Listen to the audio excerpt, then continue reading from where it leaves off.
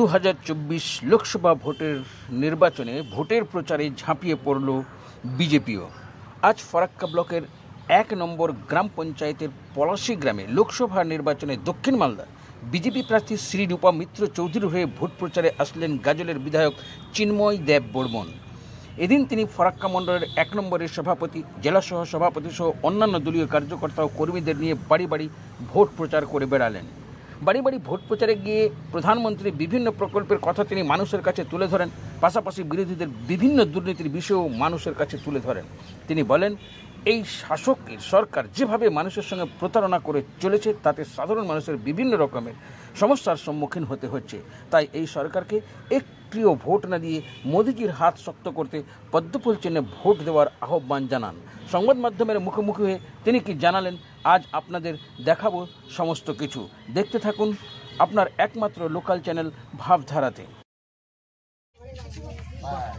ভোটটা তাহলে পদ্মফুলে একদম 7 তারিখ চোখ কান বন্ধ করে নিজের পরিবারের এবং আত্মীয় স্বজন সবাইকে বলতে হবে যে ভোট যেন সকাল সকাল গিয়ে পদ্মফুলে। ঠিক আচ্ছা, কিছু বলার নাই। নমস্কার, ভালো থাকবেন। আর বিজেপির প্রার্থী এমএলএ সাহেব মোদিজির হয়ে ভোট প্রচারে চলে আসছে। আমাদের বিজেপির প্রার্থী তাকে বিপুল ভোটে জয়যুক্ত আশীর্বাদ করবেন এবং আপনার মতন যারা মোদিজিকে বোঝে, মোদিজিকে জানে তাদেরকে একটু বলবেন যেন ভোট মিস যান। বিশাল করে আমরা সর্বদাই আছি, অসুবিধা নেই। ঠিক আছে,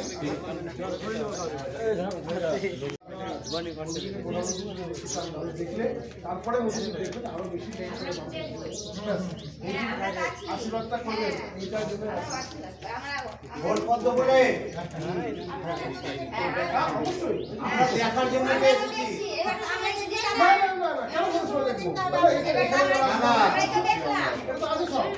আজকে দেখুন আমাদের প্রতিনিধি জিতুক আর না জিতুক, মোদিজি কিন্তু দেশের নাগরিকের জন্য এই যে আজকে রেশন ব্যবস্থা ফ্রি 5 বছর করছে না তাতে তো আমারই নেতা করছে। তো আজকে সে যেখান থেকে করুক, দিল্লি থেকে করুক আর পঞ্চায়েত থেকে করছে। আজকে ভ্যাকসিন প্রত্যেকটা মানুষ পেয়েছে মহামারী কালে। তো দেখুন ওখান থেকে করেছে, কেউ গ্যাস পেয়েছে, কেউ বাড়ি পেয়েছে, কেউ শৌচালয় পেয়েছে, কেউ চালটা পাচ্ছে। কিন্তু অস্বীকার করার ব্যাপার নেই যে মোদিজির আমরা কিছু উপকার পাই। ঠিক, এবার ঘটনা হচ্ছে যে আমরা পঞ্চায়েতে এবার সেই জায়গায় যদি আসি তাহলে অবশ্যই তার ডেভেলপ হচ্ছে। ঠিক আছে, কৃষকরা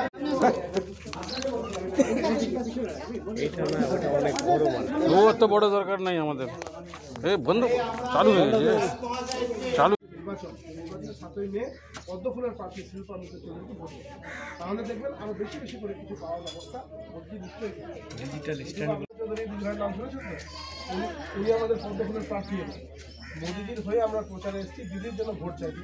আশীর্বাদ করবেন যাতে আমরা 7ই মে পদ্মফুলের ভোটটাকে আমাদের বিজেপি প্রার্থীকে জয়যুক্ত করি। এই আশীর্বাদের জন্য আপনাদের সামনে আসি। আশীর্বাদ করবেন।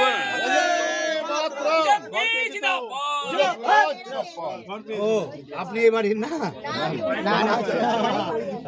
আচ্ছা চাল দিদি ভাই, সবাই সবকিছু পাবে 142 কোটি লোকের মধ্যে সেটা সম্ভব নয়। আমরা তো কিছু পেয়েছি, যেরকম দেখুন করোনার মতন মহামারী ভয়ঙ্কর রোগ, তার ভ্যাকসিন পেয়েছি কি পাইনি, চাল পাচ্ছি কিনা রেশনে পাচ্ছি না, তাহলে তো কিছু না কিছু দিচ্ছে, পেয়েছি আমরা। আর ওই জন্যই মোদিজির হাত শক্ত করতে আর এই যে শাসক দল যারা চুরি চামারি করছে, কাটমানি খাচ্ছে, এদেরকে হারাতে ভোটটা বিজেপিকে করতে হবে। বুঝা গেল? ভোটটা 7 তারিখে। হ্যাঁ, জেপি নাড্ডা জিন্দাবাদ, জেপি নাড্ডা জিন্দাবাদ, ভারত মাতা কি জয়, ভারত মাতা কি জয়, বিজেপি জিন্দাবাদ।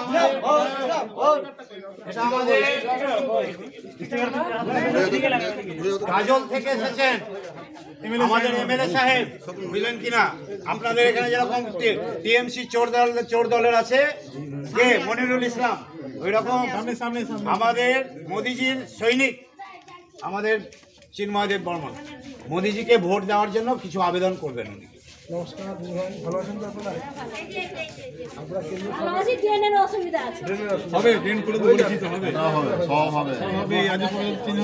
কেন্দ্রীয় সরকারের কোনো সুযোগ সুবিধা পাচ্ছেন? আপনারা পেয়েছেন? রেশন পাচ্ছেন, গ্যাস পেয়েছো, গ্যাস পেয়েছেন, ভ্যাকসিন পেয়েছেন, তিনটে জিনিস আপনারা পেয়েছেন দিদিভাই, ঠিক আছে। এবার দেখুন 142 কোটির দেশে সমস্ত মানুষকে সব কিছু সুযোগ সুবিধা দেওয়া সম্ভব নয়।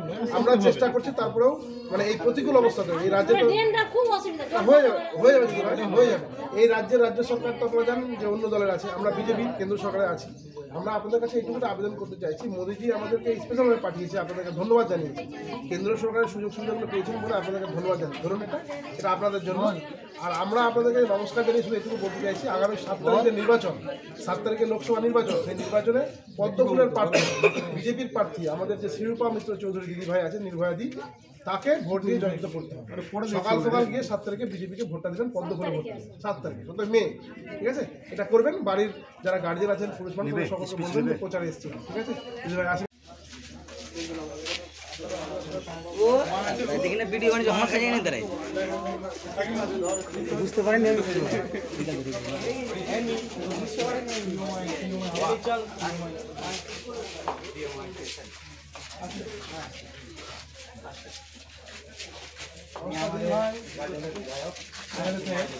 কেমন আছেন? কেন্দ্র সরকারের কোনো সুযোগ সুবিধা পেয়েছেন? আবার ঘর থেকে শুরু করে চাল ডাল, পাচ্ছেন, সেই জন্য মোদীকে আমার কথাটা হবে দায়িত্ব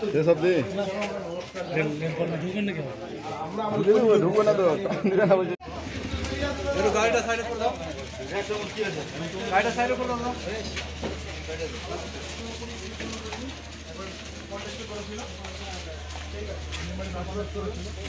দেখবেন, বলবেন সবাই, ঠিক আছে।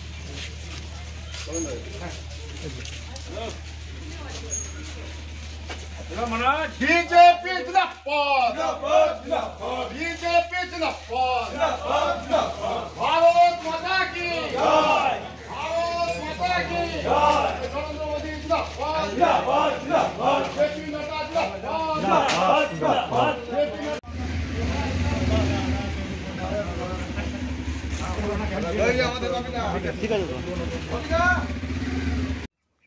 গতকাল এখানে তৃণমূলের একটা যোগদান সভা হয়েছে, সেই যোগদান সভায় প্রার্থী কী কী বলেছে আপনারা শুনেছেন, এই বিষয় নিয়ে আপনি কি প্রতিক্রিয়া জানাবেন?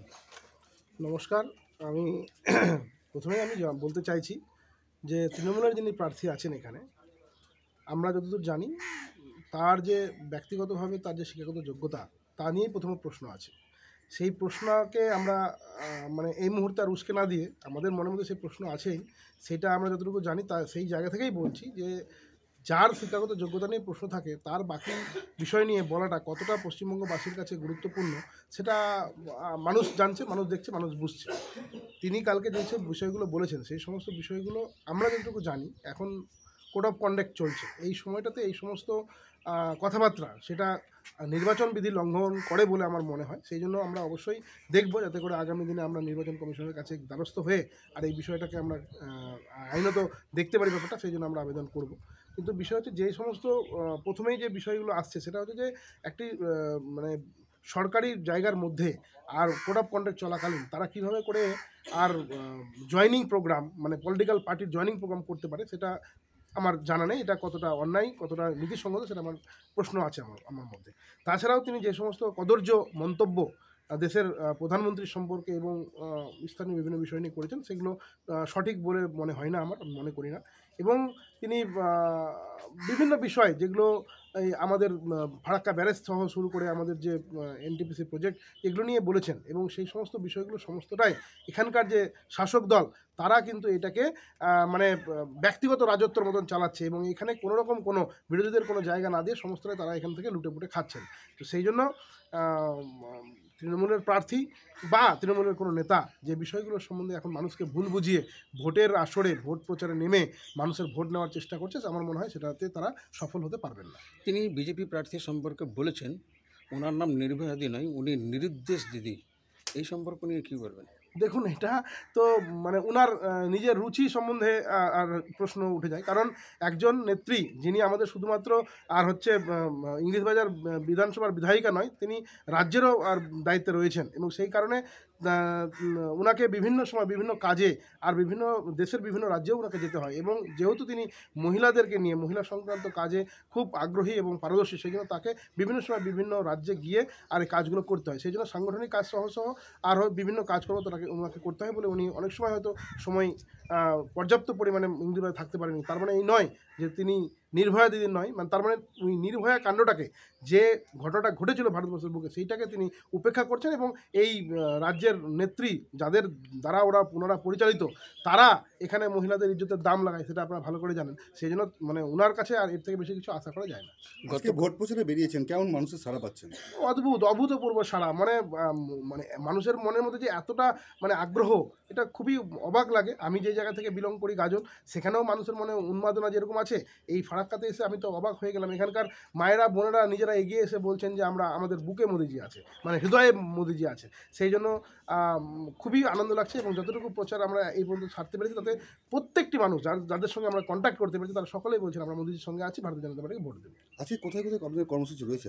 আজকে আমরা সারাদিনই আমাদের গোটা ফারাক্কা বিধানসভাতে আমাদের বিভিন্ন কর্মসূচি রয়েছে, সাংগঠনিক কিছু মিটিং বৈঠক রয়েছে। আর এই মুহূর্তে আমরা লাভভার্থী যে সম্পর্ক আমাদের পার্টির যে কর্মসূচি, সেই কর্মসূচিতে আমরা ফারাক্কার 1 নম্বর বেওয়া যে অঞ্চল, সেখানে আমরা করছি। ঠিক আছে।